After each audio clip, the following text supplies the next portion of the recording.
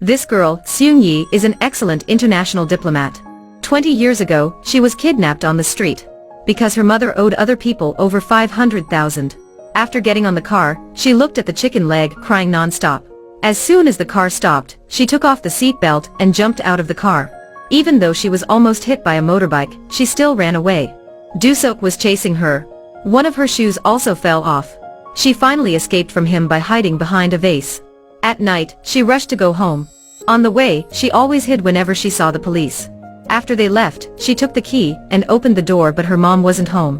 Seung-Yi removed the gum on her heel. She was hungry, but there was nothing to eat. She found a small rice ball and an expired box of milk in the fridge. The following day, Doo-Seok went to the immigration bureau and saw her mom there. Thanks to her mom, they knew their home address. After writing a letter for her mom, Seung-Yi put on a huge bag and the only pair of flip-flops in her house to look for her mom. Half an hour later, Doo-Seok also came to her house. When he saw her shoe and her name on the board, he started feeling worried. Where would this little girl go? At night, when Seung-Yi was walking on the street alone, a man with a cruel face immediately picked her up. Seung-Yi then bit his finger. At that time, this man was shouting at her. Doo-Seok suddenly came and kicked him. That man wanted to fight back, but Doo-Seok kept hitting him, which scared him away. Seung-Yi was so frightened, holding Doo-Seok's shirt. She begged for help, "Help me find mom." Doo-Seok then hugged her tightly. He was a man who looked fierce on the outside, but very honest on the inside. After being consoled by Doo-Seok, she agreed to stay with him for a while until her mother came back. When these two men came back home after work, Seung-Yi was waiting for them at home. The whole house was clean. She flashed a smile to welcome them back. Jong-Bae gave her a thumbs up. Seung-Yi immediately gave Doo-Seok a cup of water. At that moment, the phone rang. The person who was calling was her uncle. He wanted to pay double the amount of money, but they had to protect her and buy her new clothes. After knowing this, Seung-Yi smiled. They went to the supermarket to buy new clothes for Seung-Yi. On the way, she was so excited. Furthermore, she even gave Doo-Seok a nickname as Jong-Bae, because he looked cruel on the outside, but he actually had a warm heart. He said he would call her Danbo because she was bought with money. But Seung-Yi just laughed and didn't refuse it. On the street, she kept holding Doo-Seok's shirt. These two men used every way to buy clothes at a discount. They even did some tricks. That day was Seung-Yi's happiest day since she was born. In order to express her gratitude to Doo-Seok, she hugged him. They both even celebrated her birthday. When she was blowing out the candles, they looked at each other. Seung-Yi said that although I'm happy, I'm a little sad. The next day, her uncle came to pick her up. They both came to the transaction place on time. Doo-Seok bought a CD player for her even though he didn't want to let her go. The man with silver hair was coming closer to them. He didn't look like he was a good man. Seung-Yi was scared, so she was hiding behind Doo-Seok. But Doo-Seok just wanted the money and didn't care about other people's feelings. When they said goodbye to each other, Seung-Yi looked at him pitifully. After Seung-Yi left, Doo-Seok was always in a bad mood. He tried to contact her but nobody picked up. The other man was a child trafficker. There were a lot of children bags on the back of his truck. Seung-Yi was sold at a cheap price. She was forced to do things that nobody wanted to do. Cleaning the toilet was disgusting. On this side, this fat guy wanted to dance with this girl. But his mouth smelled gross, so he was pushed away. He got mad and threw the bottle of wine away. Unfortunately, that bottle flakes hit Seung-Yi's face when she was cleaning the room. Her face was cut and the wound was bleeding a lot. This wound would leave a scarf on her face. The owner brought Seung-Yi to the bedroom, then took the piece of glass out, putting an unknown medicine on her wound because going to the hospital was too expensive. At that time, Doo-Seok found the other man. He had sold so many children that he didn't remember Doo-Seok. Doo-Seok kicked and held this guy's collar. "How much did you take?" He responded, "Didn't you also sell her with 1 million for me?" Doo-Seok was pissed off, beating him to the ground. But he still couldn't ask for her address. One night, he received a phone call from Seung-Yi.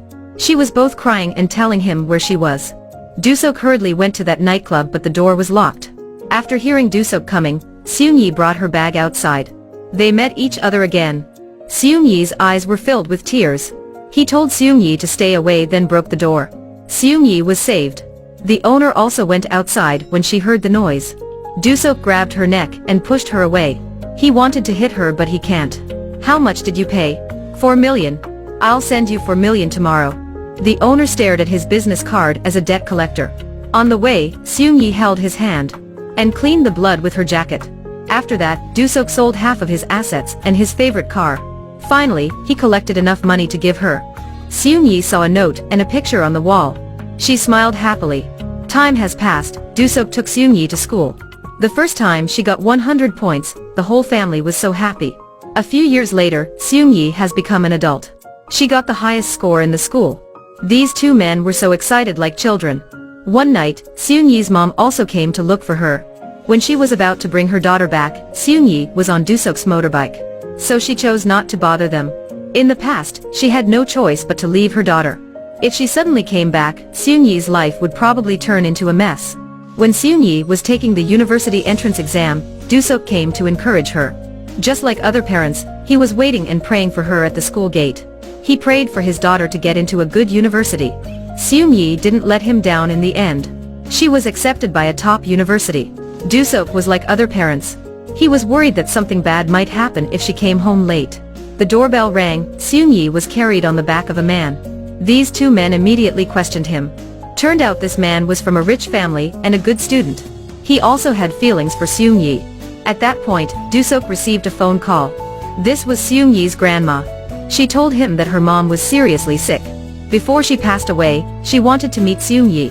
The next day, they arrived at the house. This was the first time that Seung-yi met her grandma. Seung-yi and her mom immediately hugged and cried. It's been 20 years that they haven't seen each other.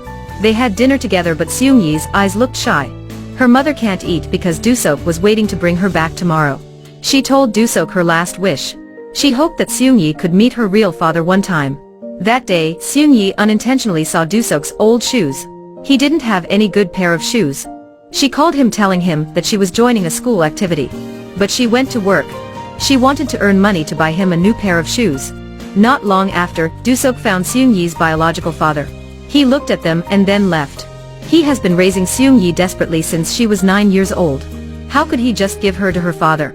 Doo-Seok was heartbroken at home. Then he had a call. Daddy. This was the first time that his daughter, who he has raised for 20 years, called him Daddy. He was truly happy. Seung-yi asked him to pick her up, as she didn't want to live with her biological father. Doo-Seok immediately drove to pick her up. Unluckily, he couldn't see anything clear while driving. The bike started shaking, which made him fall to the ground.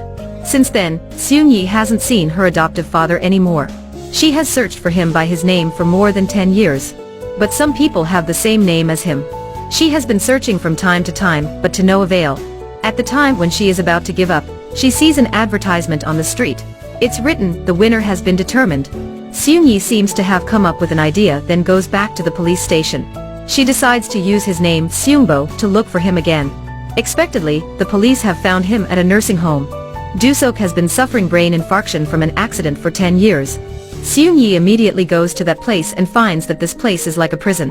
When she looks at a man's back, she knows that it's him. He doesn't react at all. Seung-yi is heartbroken. Suddenly he says her name, Danbo. He still remembers that name. Seung-yi takes out a new pair of shoes that she just bought for him. Then she discovers a lot of bills. Those are her tuition fee and her living expenses. Seung-yi couldn't hold it and starts crying out loud. She knows how hard her father had to suffer to raise her. They hug and cry a lot. This is the end of the movie today. See you later in the next video.